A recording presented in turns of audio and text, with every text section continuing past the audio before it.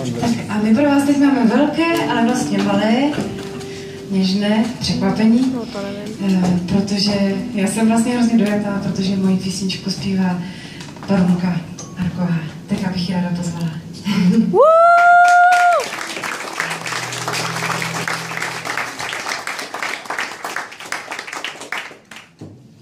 No to v podstatě není tak dojemný příběh. Nám se stává, že s Martinou, když jezdíme, tak je indisponovaná často. Hodně mluví a jeli jsme třeba 7 hodin na koncert, kde po 10 minutách jsme skončili s koncertem, protože Martina přišla o hlas. Tak jsme se rozhodli, že Barunka velikosti kytary se a vlastně začínáme takový nový projekt. Barbara Marková a trio zpívá Martinou Trchovou třeba. Na rozdíl od nás všech se Barunka umí dobře ustrojit.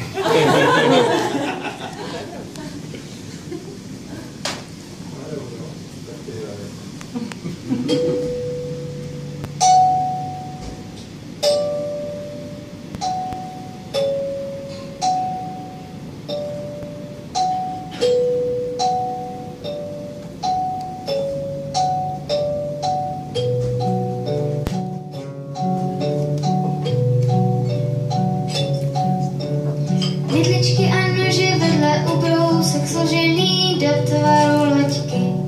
Bodky samochodky donesly by tě až tam, kam srdce táhne. Náhle nevíš, kde to vlastně je a na stěně hodiny odbyly půlnoc. Kdybys nemusela tuhle sklinku dopít, stála bys už nejspíš venku. A Panna Marie dole ve výklenku jistě ožije, až půjdeš domů a do nástěnku napíšeš čes a jméno.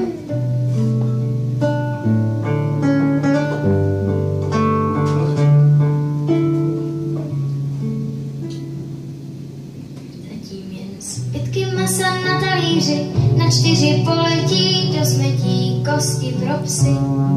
Na čele pot, ale vesele umýváš nádobí bíle, vyšívané hranolky majonézou, zoufalství zanech ty.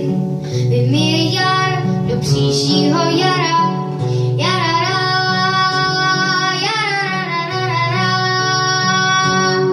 A Panna Marie dole ve výklenku jistě ožije, až půjdeš domů a na nástěnku napíšeš svoje jméno.